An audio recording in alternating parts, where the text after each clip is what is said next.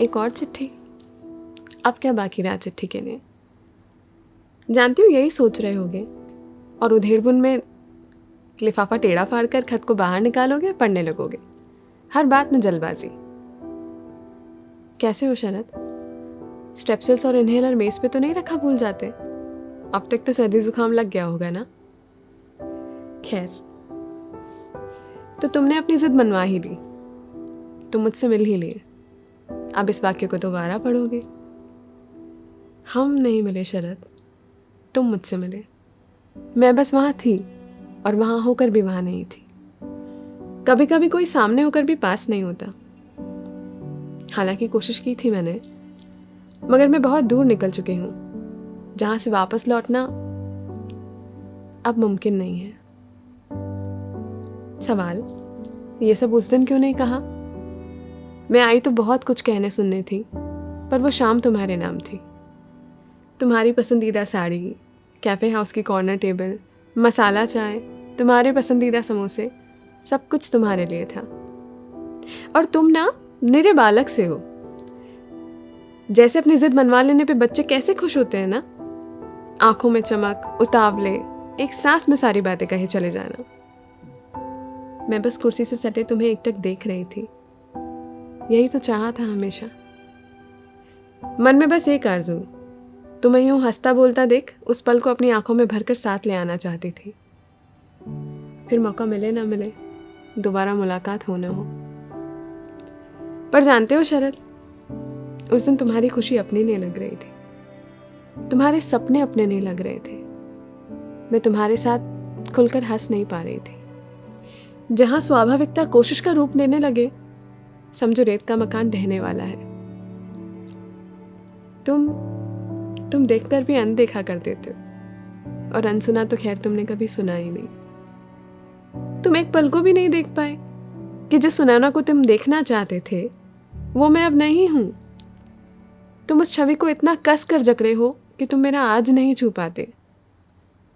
हम जिंदा लोग हैं शरद, हमारे भाव सांस लेते हैं और वक्त के भाव संग बदलते भी हैं। ये किसी मकान में रखा फर्नीचर नहीं, जो सालों बाद भी वहीं रखा मिलेगा जहां उसे रख छोड़ा गया था। मैं जब से वापस लौटी हूं, मैं यही सोच रही हूं कि आखिर क्या कहाँ इतना गलत चला गया। यादें दो हिस्सों में बट गई हैं, कुछ बहुत खूबसूरत और कुछ बदरंग, कसैली। जानते हो शरद, तुम्हारी ना की इतनी आदत हो चुकी है कि अब तुम्हारी हाँ में हाँ का स्वाद नहीं है।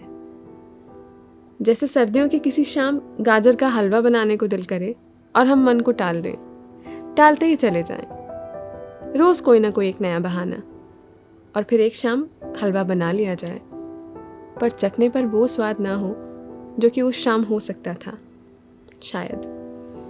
क्योंकि हर चीज़ का एक तय वक्त होता है। तुम्हारी हाँ का भी एक तय वक्त था मेरे लिए। जो बार बार ठुकराए गए हैं ना, उन्हें अपनाए जाने को अपनाते हुए वक्त लगता है, काफ़ी वक्त। और फिर चंद दिनों के अपनेपन बाद आने वाली अवहेलना की एक लंबी अवधि, जिसे जीते हुए अपने मन की मिठास को कड़वाहट में बदलते देखना हर रोज थोड़ा थोड़ा मरने जैसा है। मैं हमारी यादों को बदरंग नहीं करना चाहती। मैं तुम्हारी दिशा में किसी किस्म की कड़वाहट लेकर नहीं बढ़ना चाहती। एक दूसरे की तरफ बढ़ना खूबसूरत है, मगर तब तक जब तक सफर बोझ ना लगने लगे। ये सिनेमा नहीं है शरद, जहां अरसा बिछड़ने के बाद भी लोग ऐसे मिल जाते हैं जैसे कुछ बदला ही ना हो। बहुत कुछ बदल गया है। तुम देखना नहीं चाह रहे या कि देख नहीं पाते, और मैं अनदेखा नहीं कर सकती। कोई रिश्ता तब खत्म नहीं होता जब हम बोलकर कह देते हैं कि अब तुम्हारे मेरे बीच सब खत्म होने का प्रोसेस बड़ा लंबा है।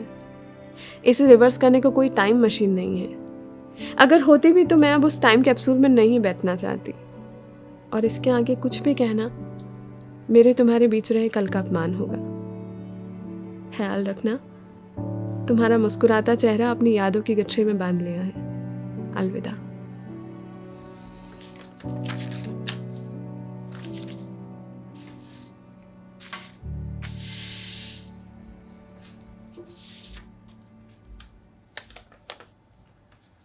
कैसी हो सुनैना?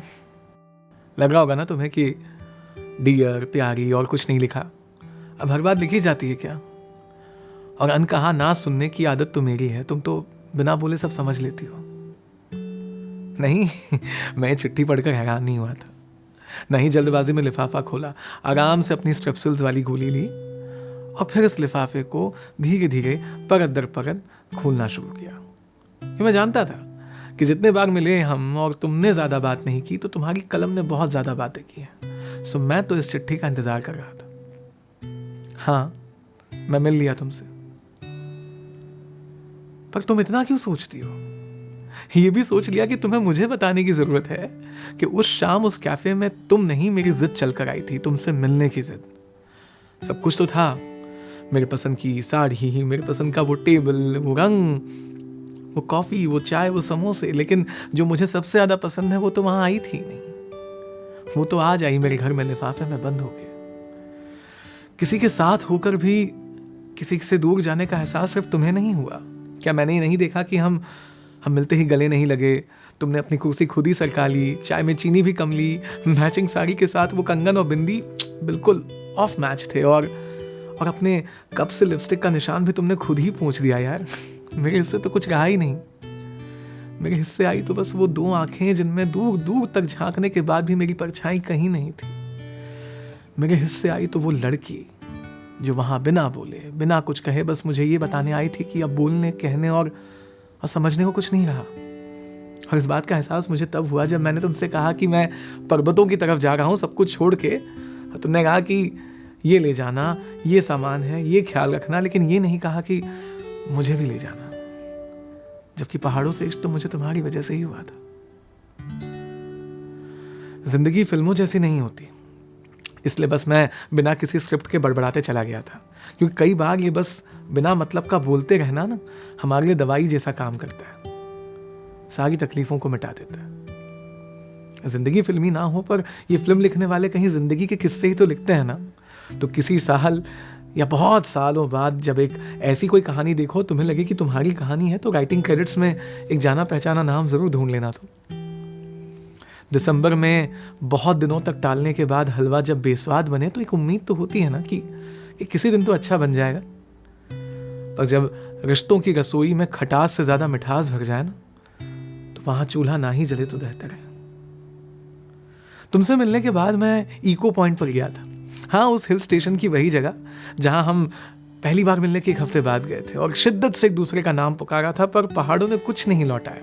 उनका मिजाज बिल्कुल तुम्हारे जैसा है, कब किसे क्या देना है फैसला वो करेंगे। लौटे थे तो हम खाली हाथ, एक दूसरे की नर्म उंगलियों को रिश्तों की गर्माहट देते हुए।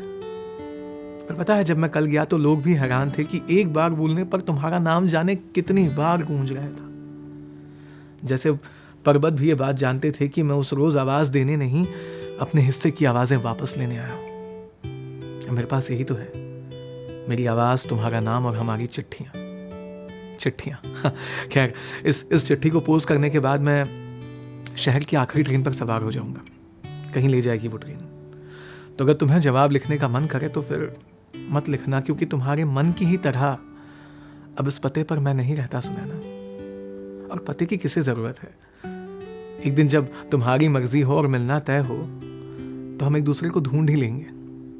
कभी यादों की टाइम कैप्सूल में बैठने का मन किया तो जाके देखना, ढूंढ लिया था ना हमने एक दूसरे को, एक दूसरे की छतरियों को। तुम्हें याद तो है ना, कहते हैं कि जब आंखें बंद करके किसी को शिद्दत से याद करो तो हवा के लिफाफे में बंद होके एक आवाज और जज्बात की चिट्ठी पहुंच जाती है। तो उस बिना पते की चिट्ठी के इंतजार में तुम्हारा शरद।